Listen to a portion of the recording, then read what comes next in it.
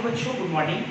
मैं अमरदीप और आप सबका हमारे YouTube channel global chemistry classes bye Amardeep sir में स्वागत है। उम्मीद करता हूं कि आपको हमारा वीडियो काफ़ी पसंद आएगा और अगर पसंद आए तो ज़रूर से ज़रूर लाइक करें, सब्सक्राइब करें और ज़्यादा से ज़्यादा लोगों को शेयर भी करें।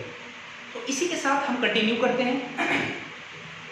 आज 11th क्लास का यह फर्स्ट वीडियो लेक्चर है और आज के इस वीडियो लेक्चर में हम लोग ऑर्गेनिक केमिस्ट्री का पहला अध्याय आईपीएसी नोमेनक्लेचर के बारे में पढ़ेंगे।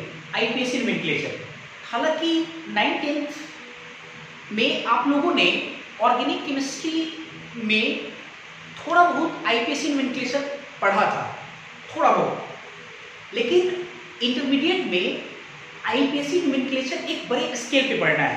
तकरीबन 15 से 20 क्लास का चीज़ होगा ये, है ना। तो ज़रूरत है कि इसको काफ़ी बेहतर ढंग से पढ़ने की। और ऑर्गेनिक केमिस्ट्री में आईपीएसी नोमेनक्लेचर को समझने के लिए आपको 2 से 3 क्लास का एक छोटा सा टॉपिक है, डिग्री समझना पड़ेगा कि डिग्री होता क्या है। तो पहले हम लोग नोमेनक्लेचर से पहले हम लोग डिग्री समझते हैं कि डिग्री होता क्या है। तो पहले हम लोग हेडिंग लगाएंगे डिग्री। ऑर्गेनिक केमिस्ट्री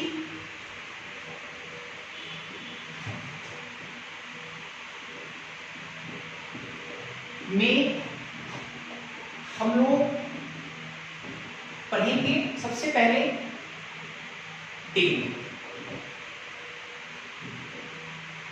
ठीक है। ऑर्गेनिक केमिस्ट्री में टोटल आपको 6 तरह का डिग्री पढ़ना है। ठीक है। पहला है डिग्री ऑफ अनसैचुरेशन और इसको शॉर्टली हम लोग कहते हैं DOU। डिग्री ऑफ अनसैचुरेशन को बहुत सारे किताब अलग अलग नाम से जानता है, अलग अलग नाम से लिखा होता है। तो डिग्री ऑफ अनसैचुरेशन का कई नाम है, जैसे डिग्री ऑफ अनसैचुरेशन को हम बोलते हैं unsaturation factor, UF, shortly UF। इसके और भी नाम हैं, या इसको हम लोग बोल सकते हैं double bond equivalent, shortly DBE, या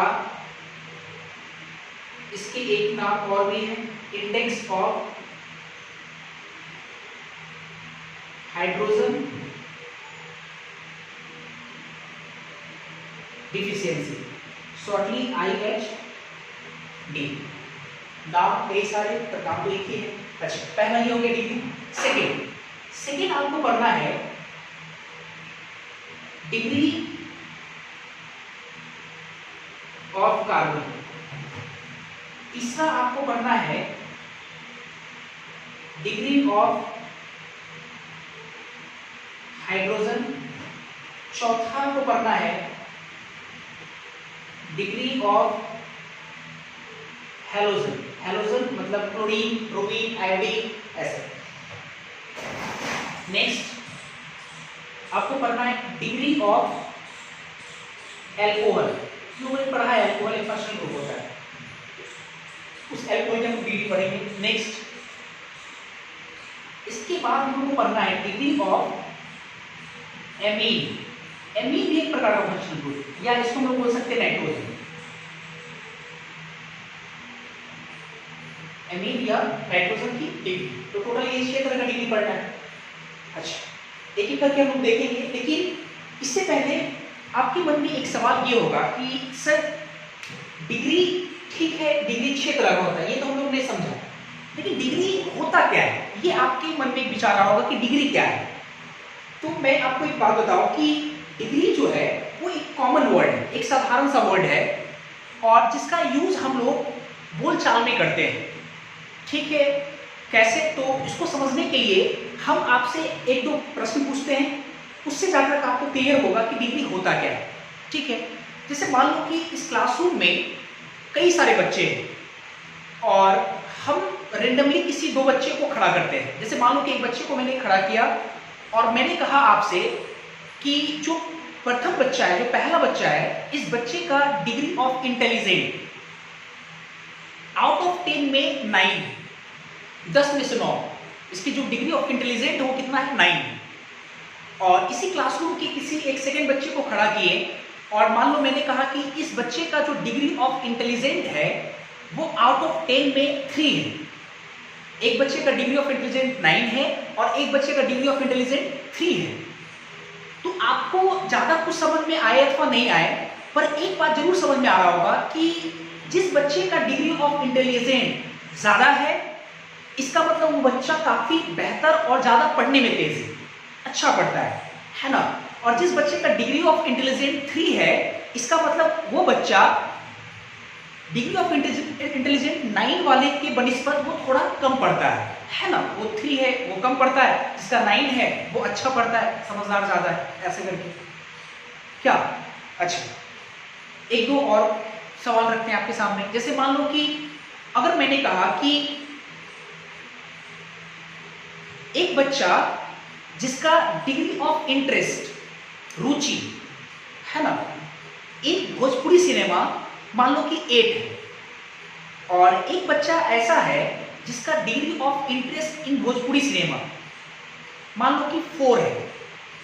4, एक का degree of interest in Bhojpuri cinema पसंद है ना 8 है, और एक का degree of interest in Bhojpuri cinema 4 है। तो यहां से भी आपको ज्यादा कुछ समझ में आया अथवा नहीं आया, एक बात तो जरूर आ रहा होगा समझ में, वो ये कि जिस बच्चे का degree of interest in Bhojpuri cinema 8 है, इसका मतलब उस बच्चे को भोजपुरी सिनेमा ज्यादा पसंद है किसके तुलना में, जिस बच्चे का degree of interest in Bhojpuri cinema 4 है, उसके बनिस्बत इसको ज्यादा पसंद है। और जिसका 4 है मतलब उसके बनिस्बत इस बच्चे को भोजपुरी सिनेमा थोड़ा कम पसंद है। तो इन सारी बातों को अगर रिकॉग्नाइज किया जाए तो एक बात सामने निकल कर आती है, वो ये कि सर जो डिग्री है ना, ये एक लिमिट्स को बताता है, एक सीमा को बताता है, एक हद को बताता है। जैसे अगर हम इन सारी चीजों को एक स्केल पे अगर रखें तो किसका हद क्या है वो उस चीज को बता रहा है ना। जिसका हमने बोला डिग्री ऑफ इंटरेस्ट 8 है या इंटेलिजेंट 9 है, जिसका डिग्री ऑफ इंटेलिजेंट 3 है, तो जिसका 9 है इसका मतलब कि उस स्केल पे 9 जो है उसका हद बता रहा है कि 10 में उसका 9 है ना। तो मेरा ये उम्मीद है कि आपको ये सारी बातें समझ में आ रहा होगा। ठीक है, देखते हैं इसके बाद। तो ये रहा डिग्री। अब कुछ बच्चे कह रहे हैं, सोच रहे होंगे सर डिग्री का डेफिनेशन बताइए क्या होगा, तो डिग्री का डेफिनेशन दिखाइए। तो मैं आपको डिग्री का डेफिनेशन वगैरह नहीं दिखाने जा रहा हूँ, क्योंकि डिग्री जो है वो आपके एग्जाम में आता ही नहीं है। ठीक है, डिग्री चूंकि साधारण वर्ड है, वो ऐसे एक वर्ड है, तो ये सब आएगा नहीं कि डिग्री होता क्या है, तो इसलिए मैं दिखाऊंगा नहीं। सीधा सीधा हम लोग डिग्री के टाइप्स पे बात करेंगे और यही आपके लिए इंपॉर्टेंट है। तो पहला आपका डिग्री और डिग्री ऑफ अनसैचुरेशन, और ये 5 नीचे में, तो 5 और 6 डिग्री बढ़ना है। एक बात और मैं बताना चाहूंगा, वो ये कि डिग्री ऑफ अनसैचुरेशन जो है ये आपको, या इसका जो इंपॉर्टेंस है या इसका जो एप्लीकेशन है, ये ज्यादा आपको ऑर्गेनिक केमिस्ट्री का सेकेंड अध्याय आइसोमेरिज्म में देखने को मिलेगा। मतलब हम लोग डिग्री ऑफ अनसैचुरेशन का ज्यादातर एप्लीकेशन किसमें देखेंगे, आइसोमेरिज्म में। बाकी ये सब तो डिग्री काफी इंपॉर्टेंट है, ये सब क्या है, बेसिक है आपका, तो ये सब तो आपको आना ही चाहिए। तो हालांकि डिग्री ऑफ अनसैचुरेशन आपके आइसोमेरिज्म में काफी ज्यादा एप्लीकेशंस है, लेकिन फिर भी क्योंकि मैं आपको डिग्री एक साथ पढ़ा रहा था, इसलिए मैंने आपको डिग्री ऑफ अनसैचुरेशन इसी में मेंशन कर दूंगा, और थोड़ा बहुत इसके एप्लीकेशंस को भी यहाँ पे हम लोग देख लेंगे, क्योंकि एप्लीकेशन के बिना आपको ये नहीं समझ में आएगा कि डिग्री ऑफ अनसैचुरेशन वाकई में होता क्या है ना। तो इस पे हम लोग एप्लीकेशन देखेंगे, लेकिन थोड़े से देखेंगे, बाकी सारे एप्लीकेशन हम लोग आइसोमेरिज्म चैप्टर में देखेंगे। तो सबसे पहले हम लोग हेडिंग लगाएंगे डिग्री ऑफ अनसैचुरेशन। तो पहले आप इसको स्क्रीनशॉट लेके इसको पहले आप नोट कर लें, मैं इसको दिखा रहा हूँ। ठीक है,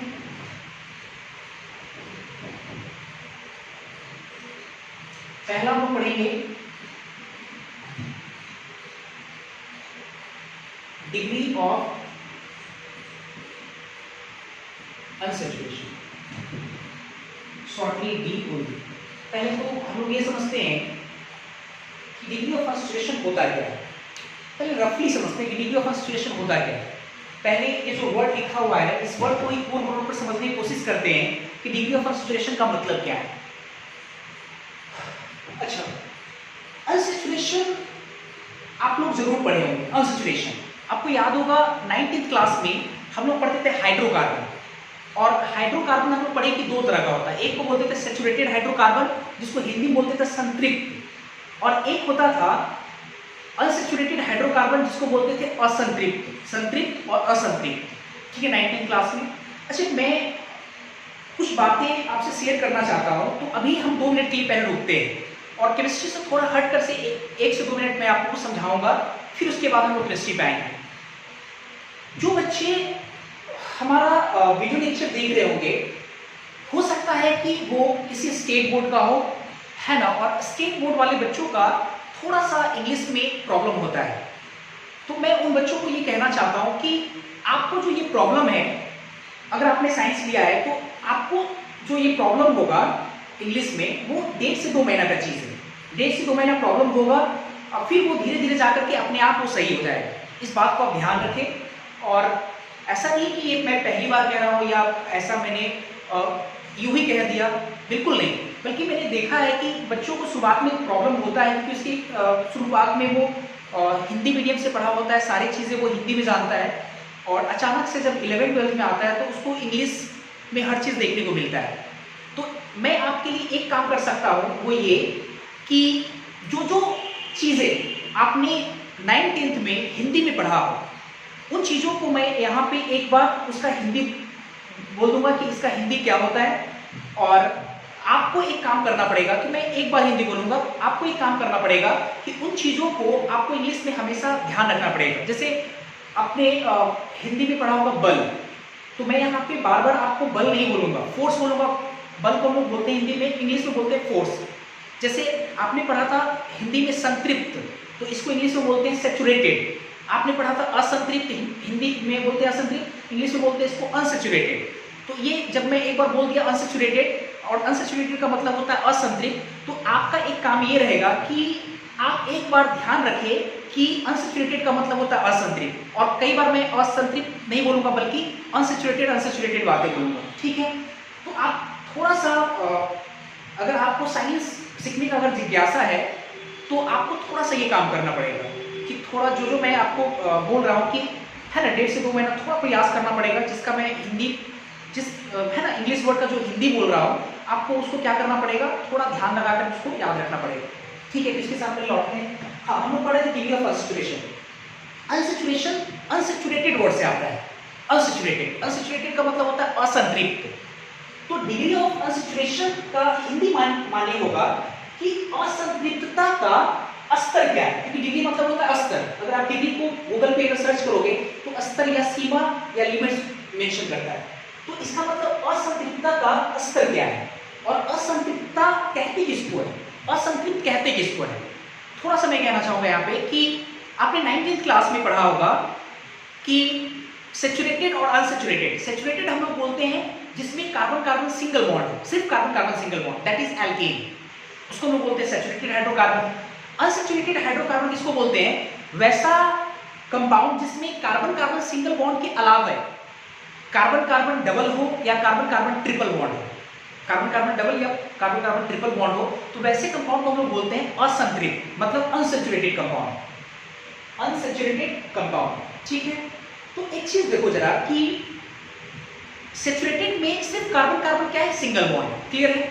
अच्छा, और अनसैचुरेटेड में क्या है, कार्बन कार्बन मल्टीपल बॉन्ड, सीधा मल्टीपल बॉन्ड समझते हैं। अच्छा, तो एक चीज बताओ कि असंतृप्तता का स्तर क्या है, मतलब डिग्री ऑफ अनसैचुरेशन। तो मान लो कि हम 2 कंपाउंड लाएं, ठीक है, समझने के लिए 2 कंपाउंड लाएं, एक दोनों कंपाउंड मान लो कि आपका अनसैचुरेटेड कंपाउंड है, तो उस अनसैचुरेटेड कंपाउंड में भी किसी कंपाउंड का अनसैचुरेशन ज्यादा होगा और किसी कंपाउंड का अनसैचुरेशन कम होगा। क्यों ऐसा हो सकता है कि जो एक कंपाउंड हो उसमें मल्टीपल बॉन्ड का संख्या ज्यादा हो और जो दूसरा कंपाउंड उसमें मल्टीपल बॉन्ड का संख्या कम हो, और मल्टीपल बॉन्ड ही कहीं ना कहीं अनसैचुरेशन बताता है। तो जिसमें कम है उसका अनसैचुरेशन कम आएगा और जिसमें मल्टीपल बॉन्ड ज्यादा है उसमें अनसैचुरेशन ज्यादा आएगा। अब सवाल ये कि डिग्री ऑफ अनसैचुरेशन निकालेंगे कैसे, ये तो मैंने आपको रफली समझाया कि डिग्री ऑफ अनसैचुरेशन होता क्या है, ठीक है। अब हमको समझना है कि डिग्री ऑफ अनसैचुरेशन को डिफाइन कैसे करना है। डिग्री ऑफ अनसैचुरेशन को डिफाइन करने के लिए भी आपको 2 छोटे छोटे टर्म्स हैं, हालांकि वो टर्म आपने 9th क्लास में जरूर पढ़ा होगा, लेकिन फिर भी मैं आपके सहूलियत के लिए एक बार उन टर्म्स को एक बार रिकॉल करा देता हूं।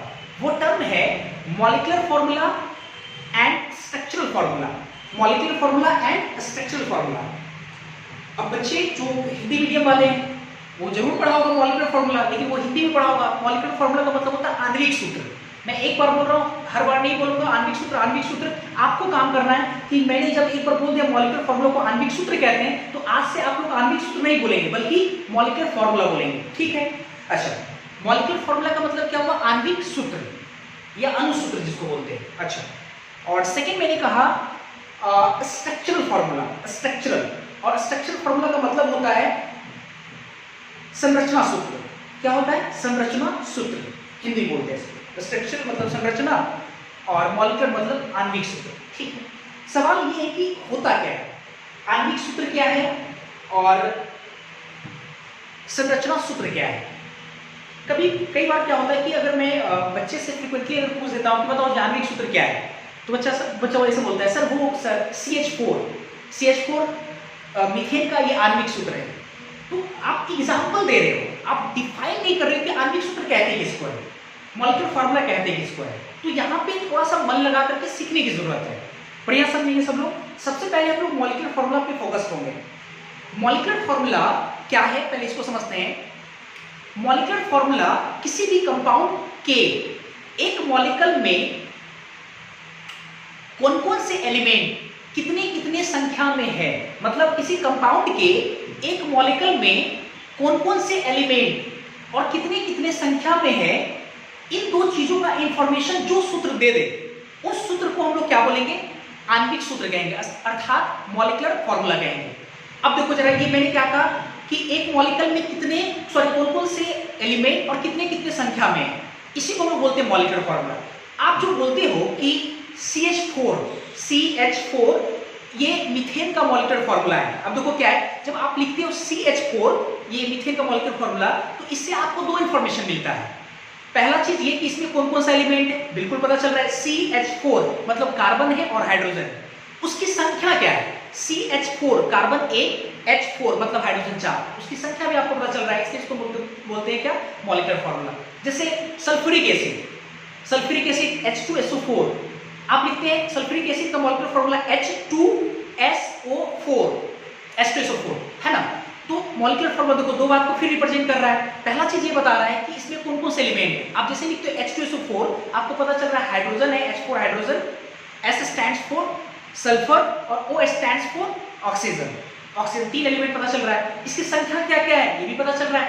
H2 हाइड्रोजन 2, S 1 और O4 मतलब ऑक्सीजन 4। ये बात चलता है पता है ना। तो ये आपका क्या है? Molecular formula. अच्छा, मॉलिक्यूलर फॉर्मूला उसको थोड़ा लिखते हैं यहाँ पे, मॉलिक्यूलर फॉर्मूला है, मॉलिक्यूलर फॉर्मूला। और एक होता है क्या बोले हम? Structure formula.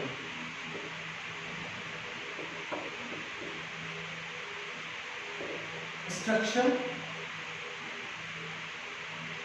Formula, molecular formula, और ये रहा स्ट्रक्चरल फॉर्मूला, ठीक। जैसे अगर हम आपसे बोले इथीन का मॉलिक्यूलर फॉर्मूला क्या होगा? इथीन तो इथीन का मॉलिक्यूलर फॉर्मूला होता है C2H4 है ना। इथीन दो कार्बन के लिए बोलते हैं, और इथीन का फॉर्मूला होता है CnH2n, जितना कार्बन उसका दोगुना हाइड्रोजन C2H4। ये मॉलिक्यूलर फॉर्मूला है। तो इसे ही पता चल रहा है कि इथीन में कौन कौन से एलिमेंट है। तो कार्बन और हाइड्रोजन है, उसकी संख्या क्या है? तो कार्बन 2 और हाइड्रोजन 4। ये मॉलिक्यूलर फॉर्मूला होता है। अच्छा, अब मॉलिक्यूलर फॉर्मूला समझ में आ गया। अब स्ट्रक्चरल फॉर्मूला क्या होता है इसको समझते हैं जरा। स्ट्रक्चरल फॉर्मूला पे फोकस होते हैं हम लोग। स्ट्रक्चरल फॉर्मूला क्या है कि जैसे स्ट्रक्चरल फॉर्मूला एक कदम आगे का इंफॉर्मेशन देता है, मतलब मॉलिक्यूलर फॉर्मूला जो जो इंफॉर्मेशन देता है उससे एक कदम ज्यादा इंफॉर्मेशन देता है। कौन? आपका स्ट्रक्चरल फॉर्मूला है क्या, इसको समझते हैं। स्ट्रक्चरल फॉर्मूला किसी कंपाउंड के एक मॉलिक्यूल में कौन कौन से एलिमेंट कितने कितने संख्या में है ये तो बताता ही है, साथ ही साथ साथ ये भी बताता है कि उस कंपाउंड के एक मॉलिक्यूल में कौन से एलिमेंट किस एलिमेंट से और किस किस प्रकार के बॉन्ड से जुड़े हुए हैं। मतलब ये एडिशनल इंफॉर्मेशन मिलता है, मतलब कौन से एलिमेंट कितने कितने संख्या में है, रेदर देन ये भी बताता है कि कौन से एलिमेंट किस एलिमेंट से किस किस प्रकार के बॉन्ड से जुड़े हुए, अर्थात बॉन्डिंग का भी इंफॉर्मेशन देता है, कनेक्टिविटी का भी इंफॉर्मेशन देता है, जिसको हम लोग बोलते हैं स्ट्रक्चरल फॉर्मूला। जैसे अगर मान लो कि इथीन का हम स्ट्रक्चरल फॉर्मूला लिखे तो हम लिखेंगे C डबल बॉन्ड C, ये H और ये H, ये इथीन का क्या हो गया स्ट्रक्चरल फॉर्मूला। अब देखो जरा, मैंने कहा कि स्ट्रक्चरल फॉर्मूला जो है मॉलिक्यूलर फॉर्मूला से एक तरफ ज्यादा इंफॉर्मेशन देता है। पहली बात ये, जैसे ही स्ट्रक्चरल फॉर्मूला लिखा हुआ है इसमें पता चल रहा है कि कौन कौन सा एलिमेंट है, कौन सा एलिमेंट है, कार्बन और हाइड्रोजन है। दूसरी बात उसकी संख्या क्या है, 2 कार्बन और 4 हाइड्रोजन है, संख्या में बता रहा है, ये तो सर मॉलिक्यूलर फॉर्मूला ही बता रहा था। अब तो नई बात क्या है, तो नई बात ये है कि ये कनेक्टिविटी के अलावा कनेक्टिविटी और साथ ही साथ बॉन्डिंग का बिहेवियर भी बताता है। जैसे इसमें स्ट्रक्चर फॉर्मूला से ये क्लियर होता है कि स्ट्रक्चर फॉर्मूला में कौन सा एलिमेंट किस एलिमेंट से, अच्छा तो कार्बन हाइड्रोजन एलिमेंट से जुड़ा हुआ है, कार्बन कार्बन से जुड़ा हुआ है, हाँ एक देखो चीज हाइड्रोजन हाइड्रोजन से नहीं जुड़ा हुआ है, ये सब इसमें दिख रहा है, और साथ ही साथ किस किस प्रकार के बॉन्ड से जुड़े हुए हैं, तो ये दिख रहा है यहाँ पे कि कार्बन कार्बन से डबल बॉन्ड से जुड़ा हुआ है, कार्बन हाइड्रोजन से सिंगल बॉन्ड से जुड़ा हुआ है, कार्बन कार्बन से सिंगल बॉन्ड से नहीं जुड़ा हुआ है, इस बात को इन्फॉर्म कर रहा है। तो ये आपका रहा स्ट्रक्चरल फॉर्मूला, ठीक है, ये मॉलिक्यूलर फॉर्मूला, ये आपका स्ट्रक्चरल फॉर्मूला, ये तो हो गया। अब हम लोग समझेंगे कि डिग्री ऑफ अनसैचुरेशन क्या होता है, इसको समझते हैं। देखो डिग्री ऑफ अनसैचुरेशन, जैसे इसको समझने के लिए हम क्या करते हैं, कंपाउंड है इथीन लेते हैं, जैसे ये लिए C2H4 है ना, C2H4। तो डिग्री ऑफ अनसैचुरेशन देखो जरा अच्छे से, जैसे ये एक कंपाउंड है और इस कंपाउंड के कोरोस्पोंडिंग, बढ़िया समझना है, इस कंपाउंड के कोरोस्पोंडिंग का मतलब जितना कार्बन का ये कंपाउंड है उतने ही कार्बन का है ना दूसरा कोई कंपाउंड, कोरोस्पोंडिंग कंपाउंड, ये ना। तो जैसे ये 2 कार्बन का कंपाउंड है तो इसके कोरोस्पोंडिंग क्या होगा, 2 वाला कार्बन का कंपाउंड को लेंगे हम लोग, है ना। अच्छा कार्बन क्यों होगा, हम लोग ऑर्गेनिक केमिस्ट्री पढ़ रहे हैं और ऑर्गेनिक केमिस्ट्री क्या होता है, कार्बन केमिस्ट्री, इसलिए मैं बोल रहा हूँ कि इस कंपाउंड में जितने कार्बन है उतने ही कार्बन का open chain saturated hydrocarbon that is alkane. ये 2 कार्बन का यहाँ पे एक कंपाउंड है और इसी 2 कार्बन के कंपाउंड का 2 कार्बन की कोरोस्पोंडिंग हमको एल्केन बनाना है। तो 2 कार्बन की कोरोस्पोंडिंग एल्केन क्या होगा, एल्केन होगा C2H6।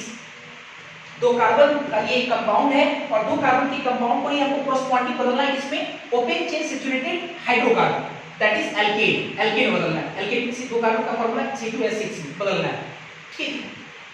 तो किसी कंपाउंड के एक मोल इस कंपाउंड की कोरोस्पोंडिंग मतलब जितना कार्बन उतने कार्बन का alkane open chain saturated alkane में बदलने के लिए जितना मोल H2 का रिक्वायरमेंट होता है, H2 हाइड्रोजन गैस, H में नहीं कह रहा हूं, क्यों, क्योंकि आपको हाइड्रोजन नेचर में H2 के फॉर्म मिलेगा ना कि H गैस के फॉर्म में मिलेगा, H2 के फॉर्म में। तो मतलब ये मैं कह रहा हूं कि किसी कंपाउंड के एक मोल को इस कंपाउंड की कोरोस्पोंडिंग अर्थात 2 कार्बन कोरोस्पोंडिंग 2 कार्बन के एल्केन में open chain saturated hydrocarbon that is alkane में बदलने के लिए जितना मोल H2 का रिक्वायरमेंट होगा, H2 का। अब बच्चे समझते सर H2 का क्यों रिक्वायरमेंट होगा, आप एक चीज मेरे को बताओ पहले कि जैसे अगर मान लो कि कोई अनसैचुरेशन है, पहले से अनसैचुरेशन का मतलब होता है एल्किन या एल्काइन, ठीक है, बरोबर है, एल्किन या एल्काइन।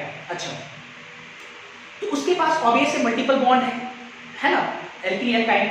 और आप याद करो कि एल्किन और एल्काइन में अगर हाइड्रोजन की हम लोग बात करें, हाइड्रोजन की, तो एल्केन की तुलना में कम होता है। आप उसके फॉर्मूला से अंदाजा लगा सकते हो, जैसे एल्केन का फॉर्मूला होता है CnH2n+2, मतलब जितना कार्बन उसके दोगुने से 2 ज्यादा हाइड्रोजन है, ये एल्केन है। बाकी एल्किन एल्काइन में देखो हमेशा इसके मुकाबले कम होगा।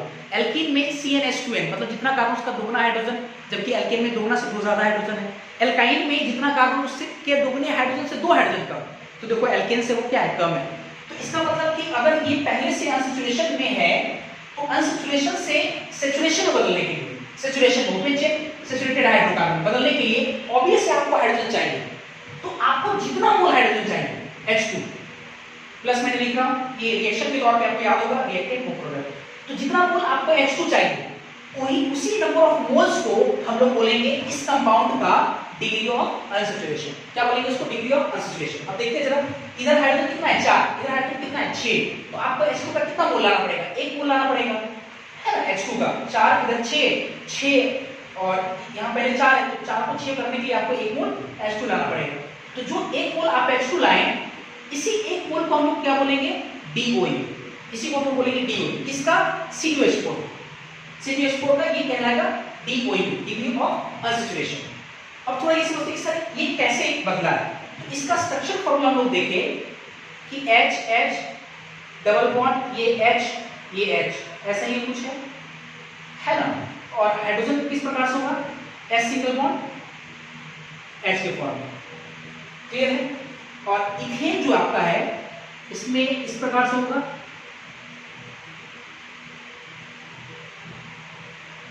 क्या? अब देखते जरा, इसको इस चीज को बदलना है। ऑब्वियस है, पहले आपको क्या करना पड़ेगा? पहले आपको मल्टीपल बॉन्ड को ब्रेक करना पड़ेगा। तो मल्टीपल बॉन्ड को हम लोग ब्रेक करेंगे। एक मल्टीपल बॉन्ड टूट गया, जैसे ही मल्टीपल बॉन्ड टूटा तो ऑब्वियस है कार्बन कितना बॉन्ड बनाता है? 4 बॉन्ड। कार्बन टेट्रावैलेंसी होता है ना, 4 बॉन्ड। तो एक फ्री वैलेंसी यहाँ है, एक फ्री वैलेंसी यहाँ है ना? कार्बन 3 बॉन्ड, एक फ्री वैलेंसी यहाँ, एक फ्री वैलेंसी यहाँ, और इस वाले बॉन्ड को भी ब्रेक करेंगे हम लोग। जब इस वाले बॉन्ड को ब्रेक करेंगे, एक हाइड्रोजन फ्री होगा, और यही वाला हाइड्रोजन टूट करके जब ये फ्री होगा, H फ्री वैलेंसी, एक H फ्री वैलेंसी, तो एक फ्री वैलेंसी यहाँ जुड़ेगा और एक ये वाला जो फ्री वैलेंसी है वो यहाँ पे आके जुड़ जाएगा, और जैसे ही जुड़ेगा तो ये बदल जाएगा इसमें आपका, है ना? तो इसी को हम लोग बोलते हैं क्या? Degree of unsaturation. मतलब एक किसी कंपाउंड के एक मोल को इस कंपाउंड के corresponding open chain saturated hydrocarbon, ध्यान लगाएं ओपेन चेन, सीधा एल्केन नहीं, एल्केन में साइक्लिक एल्केन भी होता है, लेकिन ओपेन चेन में करा, ओपेन चेन सैचुरेटेड हाइड्रोकार्बन में बदलने के लिए जितना मोल H2 आपको खर्च करना पड़ेगा, उसी मोल की संख्या को हम लोग क्या बोलेंगे? इस कंपाउंड का डिग्री ऑफ अनसैचुरेशन। तो पहले आप इसको नोट करें, है ना? और मैं आपको इसका डेफिनेशन बता रहा हूं। आप डेफिनेशन में ओनली मेंशन करूंगा, आप उसको लिखेंगे भी। तो पहले आप इसको नोट कर लेंगे, है ना, पॉज करके, और मैं डेफिनेशन बोल रहा हूं। लिखेंगे आप लोग डिग्री ऑफ अनसैचुरेशन का डेफिनेशन, लिखेंगे degree of unsaturation, degree of unsaturation is defined as the number of moles of H2, the number of moles of H2 required by 1 mole of any compound to get converted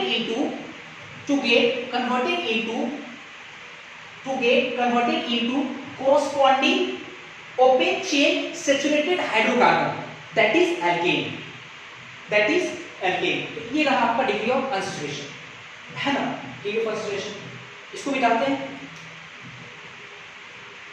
ठीक, इसको मिटाते हैं, इस question skip करेंगे हम लोग।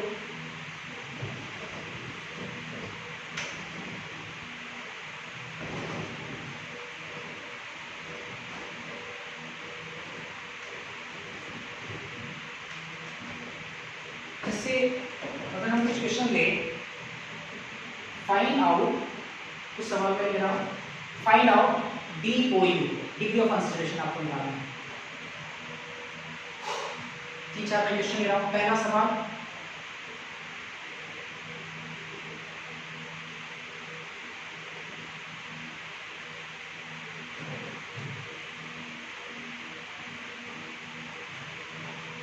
हमने लिया एक कंपाउंड है।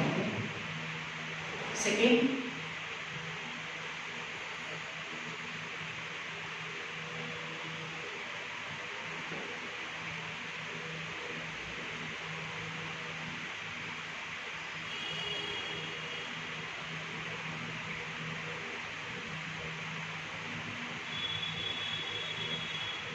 ये रहा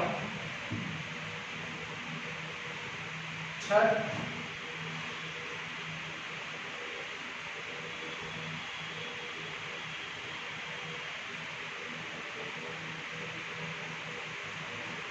ये ले रहा हूं 4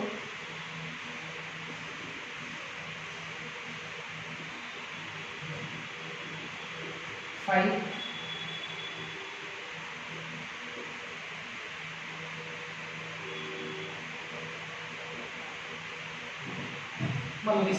5 सवाल हैं। इसमें आपको डिग्री ऑफ एसोसिएशन निकालना है। कुछ समय दे रहा हूं मैं आपको, पहले आप इसको निकालो।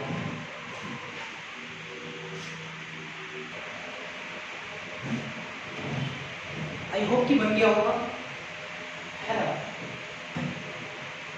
मुझे लगता है कि एक चीज में आपको प्रॉब्लम हो रहा होगा, आप इस तरह का कभी स्ट्रक्चर पढ़े ही नहीं होंगे। कुछ बच्चों को समझ नहीं आ रहा, पता नहीं सर हाइड्रोजन तो है नहीं इसमें तो कार्बन हाइड्रोजन दिख ही नहीं रहा है, इसमें भी नहीं दिख रहा है ना। ये प्रॉब्लम जरूर रहा होगा आपके साथ।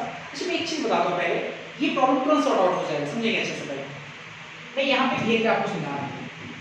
जैसे ऑर्गेनिक केमिस्ट्री में मॉलिक्यूलर फार्मूला और स्ट्रक्चर फार्मूला के अलावे भी बहुत सारे फार्मूलाज होते हैं, जिसके द्वारा हम लोग बहुत सारे स्ट्रक्चर को रिप्रेजेंट करते हैं, है ना। जैसे इन दोनों में देखो अंतर है, देखो ये जो फार्मूला है ये, है ना, इसमें देखो हाइड्रोजन नहीं है, और ये जो फार्मूला है इसमें ना तो हाइड्रोजन है ना तो कार्बन है। तो ऐसे बहुत सारे फार्मूला हो सकते हैं। जैसे ये तो क्लियर है कि आपका क्या है, मॉलिक्यूलर फार्मूला। ये स्ट्रक्चर है, लेकिन स्ट्रक्चर में ये आपका बॉन्ड लाइन स्ट्रक्चर फार्मूला है, बॉन्ड लाइन। और इसको मैं समझाता हूँ क्योंकि ऑर्गेनिक केमिस्ट्री में कई बार ये यूज होगा। ऐसा इसलिए मैं कह रहा हूँ क्योंकि ऑर्गेनिक केमिस्ट्री कार्बन की केमिस्ट्री होती है, और हम लोग अवॉइड करेंगे हमेशा कि बार बार कार्बन और हाइड्रोजन को लिखने से, और उसकी जगह पे हम लोग इस तरह का इस्तेमाल करेंगे बॉन्ड लाइन स्ट्रक्चर, या सिर्फ कार्बन को यूज कर सकते हैं, हाइड्रोजन यूज नहीं करेंगे। तो मैं समझाता हूँ कि ये जो बॉन्ड लाइन स्ट्रक्चर है वो हम लोग समझेंगे कैसे। बॉन्ड लाइन स्ट्रक्चर फॉर्मूला, ठीक है। बॉन्ड लाइन स्ट्रक्चर फॉर्मूला जैसे देखो, समझना अच्छे से। बॉन्ड लाइन स्ट्रक्चर फॉर्मूला में, या बॉन्ड लाइन स्ट्रक्चर फॉर्मूला को अगर आपको समझना है तो आप 3 पॉइंट को दिमाग में आप छाप लें। 3 पॉइंट को। पहला पॉइंट ये कि कॉर्नर या जो टर्मिनल होगा, कॉर्नर या टर्मिनल, कॉर्नर का मतलब क्या होता है, कोना, टर्मिनल मतलब छोर। अगर बॉन्ड लाइन स्ट्रक्चर में जहां जहां पे कॉर्नर हो या जहां जहां पे टर्मिनल बन रहा हो, टर्मिनल छोर बन रहा हो, तो आप समझो कि वहां पे कार्बन है। क्या है वहां पे, कार्बन है। पहला पॉइंट, जहां जहां पे बॉन्ड लाइन स्ट्रक्चर फॉर्मूला में जहां जहां पे, दिमाग में छापेंगे इसको, जहां जहां पे क्या बन रहा हो, कॉर्नर हो रहा हो, कॉर्नर बन रहा हो, या कॉर्नर है या टर्मिनल है, कॉर्नर या टर्मिनल, इसका मतलब वहां समझेंगे क्या है, कार्बन है। पहली बात। अच्छा दूसरी बात ये कि कार्बन जो है वो टेट्रावैलेंसी होता है, मतलब कार्बन 4 बॉन्ड बनाता है, ठीक है। तो दिए हुए स्ट्रक्चर में आप देख करके ये अंदाजा लगाओगे कि उस कार्बन के पास ऑलरेडी बॉन्ड कितना है, और जितना बॉन्ड का कमी होगा, है ना, आपको समझना पड़ेगा कि उसके साथ हाइड्रोजन जुड़ा हुआ, जो कि अंडरस्टूड है, मतलब है लेकिन वहां नहीं दिया हुआ है, वो अंडरस्टूड है, वहां पे हाइड्रोजन है। कितना हाइड्रोजन होगा, जितना कार्बन को जरूरत है टेट्रावैलेंसी को मेंटेन करने के लिए। दूसरी बात। अच्छा तीसरी बात ये कि 2 लगातार कॉर्नर या 2 लगातार टर्मिनल के बीच में अगर एक लाइन, एक सिंगल लाइन, तो इसका मतलब आपको समझना पड़ेगा कि उन दोनों के बीच में सिंगल बॉन्ड है। दोनों के बीच में, दोनों कार्बन के बीच में क्या है, सिंगल बॉन्ड है। और 2 टर्मिनल या 2 कॉर्नर के बीच में लगातार 2 कॉर्नर या 2 टर्मिनल के बीच में अगर 2 लाइन का इस्तेमाल हो, 2 लाइन, तो इसका मतलब समझना पड़ेगा वहां डबल बॉन्ड है। और 3 लाइन का अगर इस्तेमाल हुआ तो इसका मतलब उसको क्या समझना है, ट्रिपल बॉन्ड है। एक एग्जांपल जरा समझते हैं। जैसे मान लो कि हमने एक बॉन्ड लाइन स्ट्रक्चर में एक क्वेश्चन लिया, जैसे मान लो इस तरह से,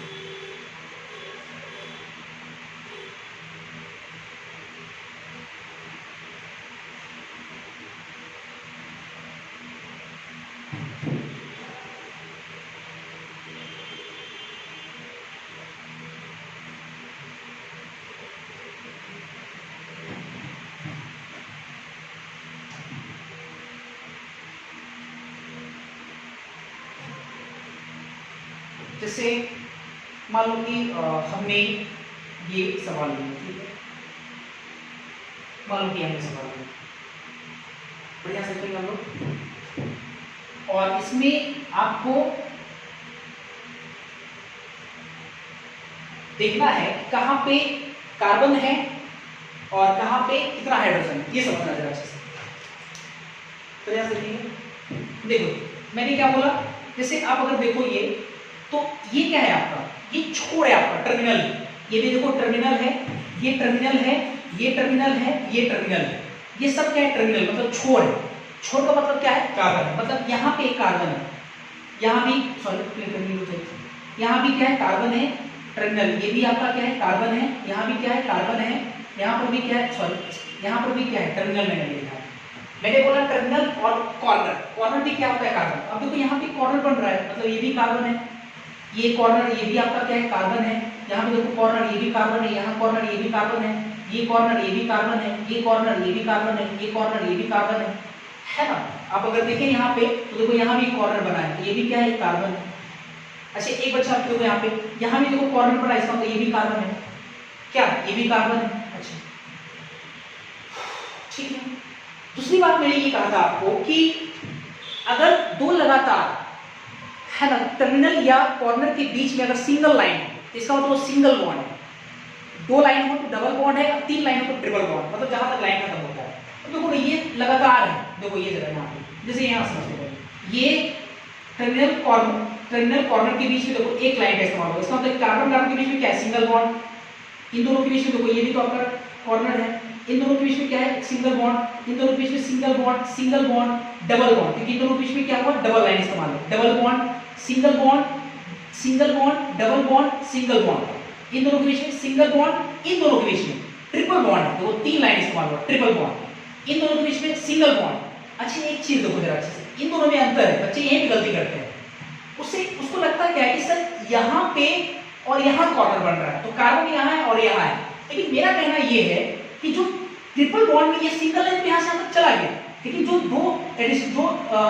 इसके अलावा जो दो बॉन्ड है, ये बॉन्ड आपका यही पे देखो समाप्त हो रहा है, यहाँ पे इसका यहाँ खत्म हो रहा है। इसका मतलब कहीं ना कहीं यहाँ भी क्या है कार्बन है और यहाँ पर भी कार्बन है, मतलब ये कार्बन कार्बन के बीच में ट्रिपल बॉन्ड है, यहाँ पे कार्बन कार्बन के बीच में सिंगल बॉन्ड है, और ये कार्बन कार्बन के बीच में सिंगल बॉन्ड। इन चीजों को ध्यान रखिए। अच्छे से देखो यहाँ पे इन दोनों देखो अंतर है, मतलब जो ट्रिपल बॉन्ड है वो फाइनली यहाँ जाकर खत्म हो रहा है इन दोनों के बीच में, मतलब यहाँ से यहाँ खत्म हो रहा है, यहाँ से यहाँ खत्म हो रहा है, इसलिए इन दोनों के बीच में यहाँ कार्बन है। अब देखो ये जो ट्रिपल बॉन्ड है इसमें यहाँ से यहाँ ही खत्म हुआ है, तो इसका मतलब यहाँ भी कार्बन यहाँ भी कार्बन। अगर मान लो कि ये दोनों जो बॉन्ड है अगर ये थोड़ा सा और मतलब बढ़ जाता है, यहाँ से यहाँ जाता है, यहाँ से यहाँ आता, मतलब कि ये बॉन्ड लंबा होता, ये वाला जो बॉन्ड है और ये वाला बॉन्ड यहाँ से स्टार्ट होता और यहाँ खत्म होता, तब हम लोग समझते हैं कि इन दोनों के बीच में ट्रिपल बॉन्ड है और यहाँ ही कार्बन और यहाँ कार्बन है, यहाँ कार्बन नहीं है, ऐसा समझते हैं हम लोग।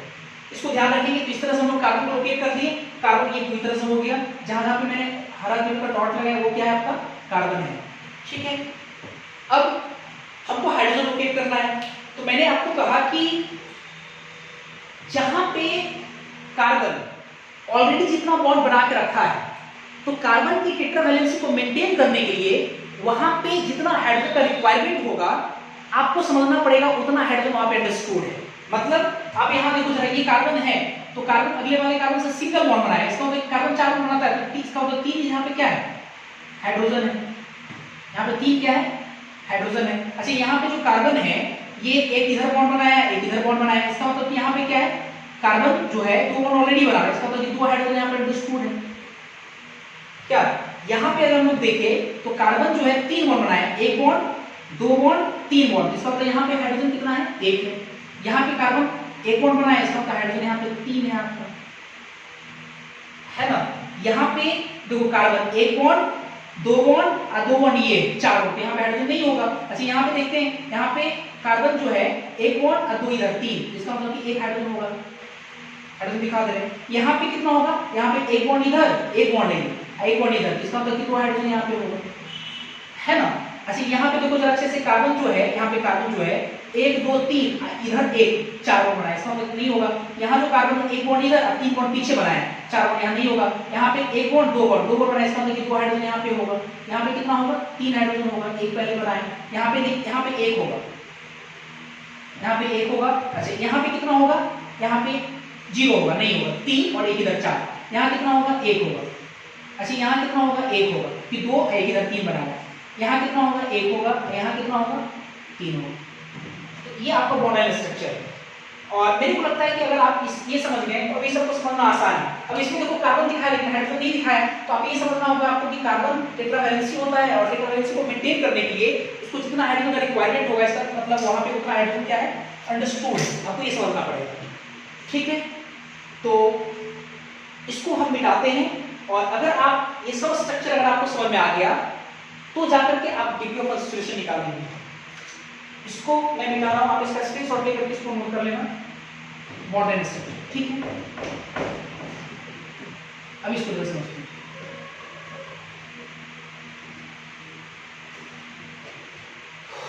अब देखो क्या है कि आप लोग कैसे इस पे अप्रोच करोगे, क्वेश्चन में देखते हैं, समझता हूं यहाँ पे। जैसे अब देखो कुछ बच्चा क्या करेगा यहाँ पे कि जैसे ये कंपाउंड मिला, ठीक है, और डिग्री ऑफ अनसैचुरेशन निकालना है इसका, तो वो क्या करेगा पहले, मतलब आप लोग को मैं कह रहा हूं कि आप लोग क्या करोगे कि ये जो कंपाउंड है पहले आप इस कंपाउंड का लिखोगे मॉलिक्यूलर फॉर्मूला। आप ऐसे ही कर रहे हो, मेरे को लगता है कि जितना कार्बन है और आपने कार्बन और हाइड्रोजन को जोड़ करके इसका मॉलिक्यूलर फॉर्मूला लिख लिया होगा, और जितना कार्बन है उतने कार्बन के कोरस्पॉन्डिंग आपने open chain saturated hydrocarbon alkane बनाया होगा। 4 कार्बन है तो 4 कार्बन के कोरस्पॉन्डिंग एल्केन बनाया होगा, और एल्केन बनाने के बाद वहां कितना हाइड्रोजन है और इसके पास पहले से हाइड्रोजन कितना है, दोनों का डिफरेंस निकालोगे तो हाइड्रोजन की कमी आएगी, और जितनी हाइड्रोजन की कमी आएगी उस हाइड्रोजन की कमी में आप 2 से डिवाइड करोगे कि 2 हाइड्रोजन को मिल करके 1 मोल बोलेंगे हाइड्रोजन H2, है ना। तो 2 से डिवाइड किए होगे आप लोग, और 2 से डिवाइड करने के बाद जो आपका संख्या आएगा आप उसी को बोल रहे हो डिग्री ऑफ कंसंट्रेशन। मेरे को लगता है कि आप लोग ऐसे कर रहे होगे। सर हमने क्या किया कि हमने पहले कार्बन को काउंट किया, 1 2 3 4 5 6 7 8 9 10, तो कार्बन कितना हो गया 10। इसका हम मॉलिक्यूलर फॉर्मूला लिखते हैं MF। 10 कार्बन हाइड्रोजन काउंट करते हैं सर, यहाँ पे कितना हाइड्रोजन होगा, यहाँ पे 2 हाइड्रोजन, क्योंकि 2 ऑलरेडी बना हुआ है, इस करेंगे 2 हाइड्रोजन यहाँ पे कितना 1, क्योंकि 3 बना हुआ है ना, 1 यहाँ पे 2 1 3, यहाँ कितना 1 4, यहाँ कितना 1 5, यहाँ कितना 1 ऊपर में होगा 1 6, यहाँ कितना 1 7, यहाँ कितना 2 9, यहाँ कितना, यहाँ पे नहीं होगा 3 1 4 नहीं होगा, यहाँ पे भी नहीं होगा, यहाँ पे कितना होगा, यहाँ 3, तो 9 3 12, इसका मतलब कार्बन 10 और हाइड्रोजन कितना हो गया 12। आपने पहले ऐसे निकाल लिया होगा मॉलिक्यूलर फॉर्मूला, और ये जो 10 कार्बन का जो कंपाउंड हमको मिला इसको आपने बदल दिया होगा एल्केन में। तो 10 कार्बन का एल्केन कितना होता है, 10 कार्बन का एल्केन का फॉर्मूला C10H22, और आपने डिग्री ऑफ कंसंट्रेशन निकाला होगा कि 22 चाहिए और है कितना 12, तो हाइड्रोजन की कमी कितना हो गया 22 - 12 मतलब 10 हाइड्रोजन, और 10 हाइड्रोजन के लिए हमको कितना लाना पड़ेगा H2 5, इसका मतलब 2 से डिवाइड करेंगे तो हमारे पास कितना आएगा 5, और ये 5 आपका हो गया DOE, यही 5 आपका आंसर हो गया। आप लोगों ने ऐसे ही निकाला होगा, बिल्कुल है ना, 5 आपका आंसर आ रहा होगा क्या, आप लोगों ने ऐसे ही निकाला, ठीक है। तो देखो मैं एक चीज कह रहा हूं कि आप लोग साइंस पढ़ रहे हो और ये लेबर मजदूर के जैसा काम नहीं करना है। आप अगर थोड़ा और बारीकी से अगर समझते, हालांकि मैंने समझाया भी था डिग्री ऑफ कंसंट्रेशन, तो ये जो आपने इतना कार्बन को काउंट किया, कार्बन फिर हाइड्रोजन काउंट किए, उसके कोरस्पॉन्डिंग एल्केन बदले, फिर हाइड्रोजन की डिफिशिएंसी पता किए, हाइड्रोजन कितनी कमी हुई, फिर उसके बाद नंबर ऑफ मोल निकाल के 2 से डिवाइड किया, उसके बाद डिग्री ऑफ कंसंट्रेशन। इस क्वेश्चन का जवाब महज 2 से 3 सेकंड में आ सकता है, आपको इतना काम नहीं करना पड़ेगा। मैंने आपको डिग्री ऑफ कंसंट्रेशन समझाया, तो आपको मैंने समझाया था तो आप जरूर वहां पे एक बात समझे होंगे कि अनसैचुरेशन कंपाउंड को हमको सैचुरेटेड में बदलना है, ओपन चेन सैचुरेटेड में। तो ओपन चेन सैचुरेटेड में बदलने के लिए कितना मोल H2 चाहिए, H2। तो आप एक चीज देखो यहाँ पे, जैसे ये पहले से ओपन चेन है, मतलब कहीं क्लोज तो नहीं है, ओपन चेन पहले से। अच्छा अब यहाँ पे क्या है, हमको एल्केन बदलना है, एल्केन का मतलब कि हर जगह पे क्या होना चाहिए, कार्बन सिंगल बॉन्ड होना चाहिए।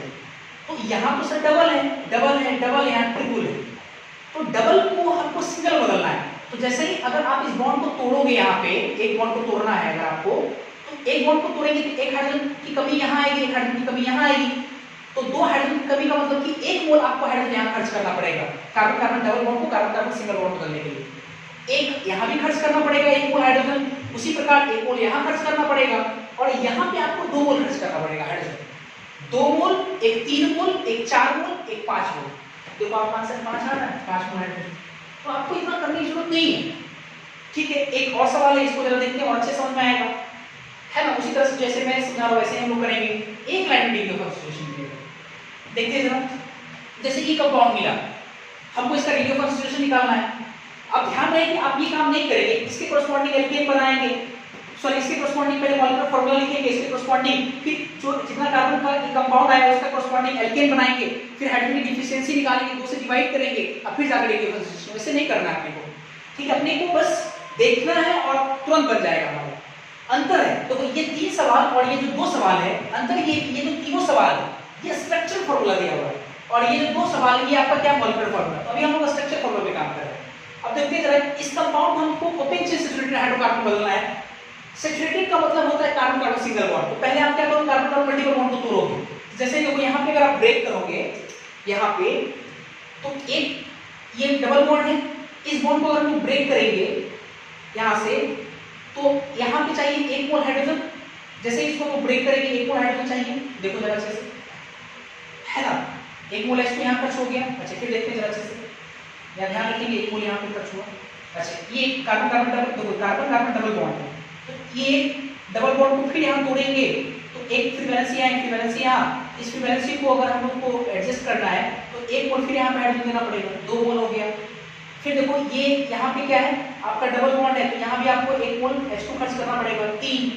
फिर आप यहाँ भी खर्च करोगे, कार्बन कार्बन डबल बॉन्ड है, तो एक यहाँ लगाएंगे, 4। तो मल्टीपल बॉन्ड को सिंगल बॉन्ड में कन्वर्ट करने में आपको 4 मोल H2 लगा।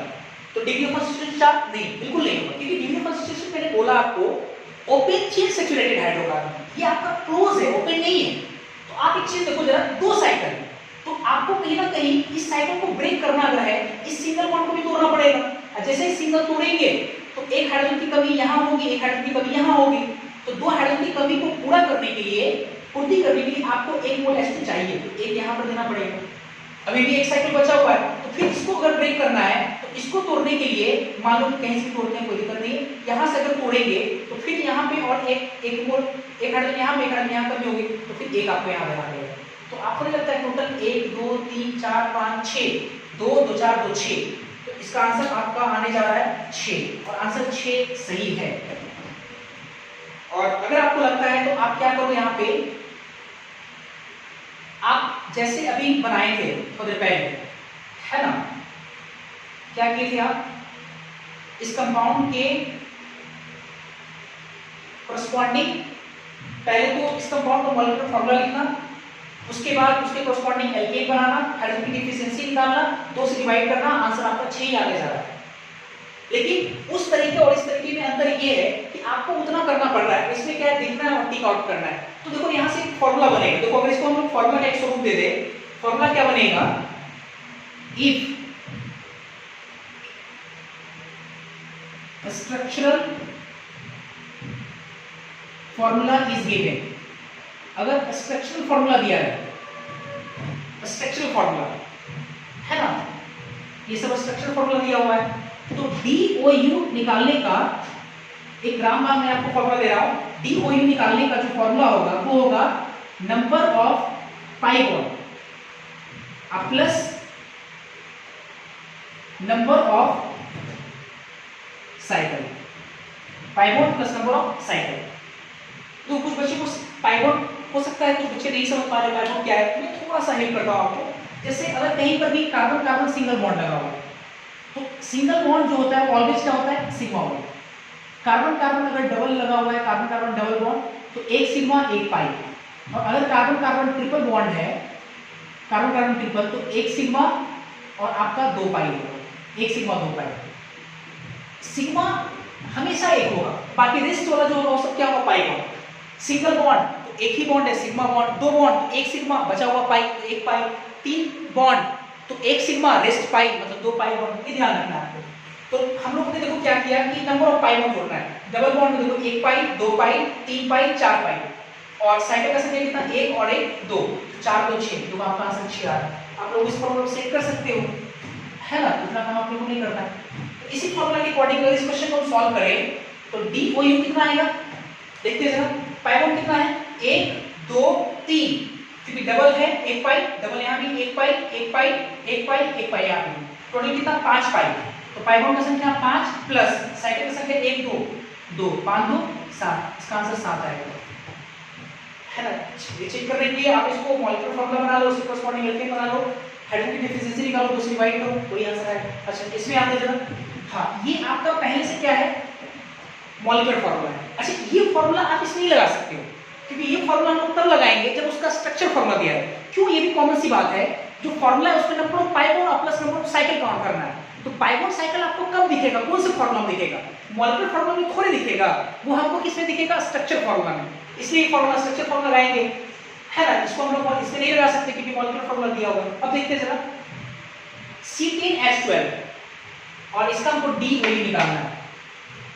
तो इसमें 10 कार्बन की कोरस्पॉन्डिंग हम क्या करेंगे, एल्केन बनाएंगे, मतलब C10H 10 गुना 20 22 H22, और 22 हाइड्रोजन चाहिए, पहले से 12 है, तो डिफिशियंसी कितना हुआ 22 माइनस 12 बराबर कितना 10,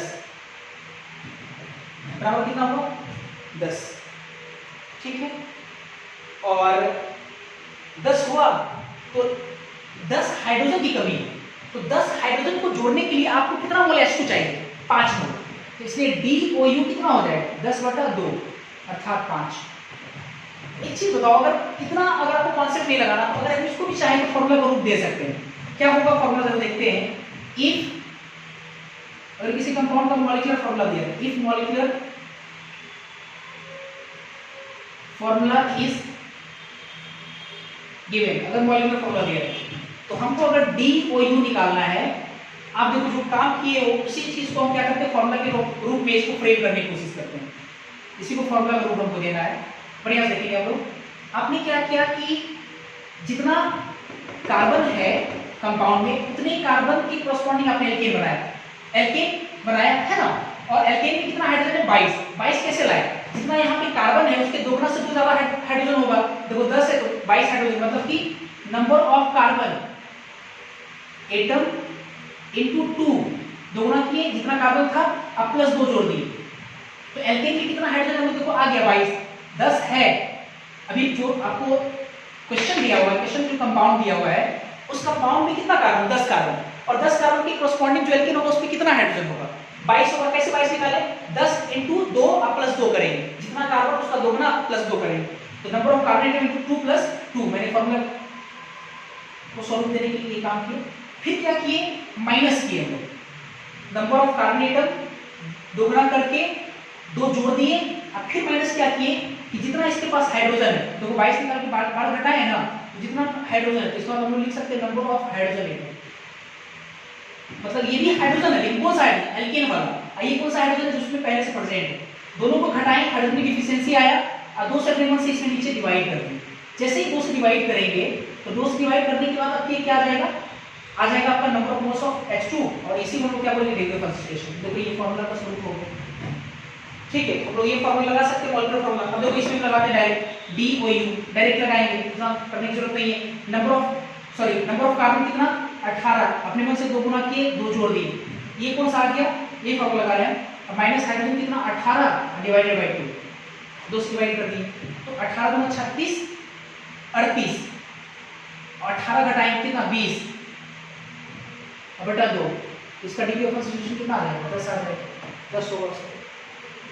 ऐसे लोग काम कर सकते हैं, है ना। तो पहले आप इसको नोट करें, फिर देखते हैं हम लोग आगे।